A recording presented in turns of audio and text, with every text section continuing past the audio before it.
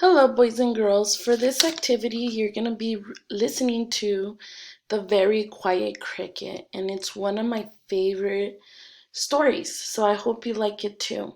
So for this activity, the first thing you're going to do is click on the video and listen to someone read the story, and it's a very good video. I like all the animation. It's like a little cartoon. And you really have to pay attention of what happens in the story, because your next job is there's 3 pictures from the story, and you have to decide which one happened in the beginning, which one happened in the middle, and which one happened in the end. When you decide which one goes in the beginning, you select it and you're going to drag it to the middle. And you're going to do that for all of them. And then your last activity is asking you, what was your favorite part of the story? I already started your sentence for you, so it says my favorite part of the story was when. And then you're going to click there and then put a space and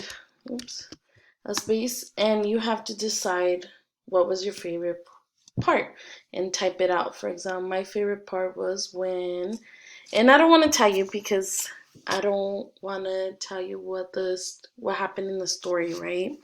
So you're gonna decide, but you're just gonna type in the cricket, whatever the cricket did that you liked, and make sure you have spaces and sound out your words. If you don't know how to spell it, it's okay, just sound it out and then turn it in. And I can't wait to see your work and see if your favorite part was my favorite part as well. Hola, para esta actividad van a estar escuchando la historia The Very Quiet Cricket. Es una de mis favoritas historias y ojalá es una que te guste a ti también. So, la primera cosa que van a hacer es escuchar el cuento que alguien lo lee, y me gusta mucho porque es como una caricatura, lo animaron muy bien. So, es tu trabajo que pongas atención qué pasó primero, en medio y el último.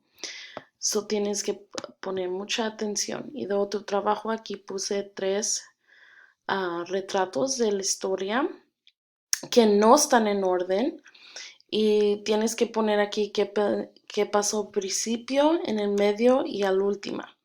Ya cuando decides qué pasó primero, voy a tomar seleccionar uno, esto no es correcto, lo voy a seleccionar y arrastrar al cuadrado. Y luego voy a el segundo trabajo y seleccionar qué pasó en el medio.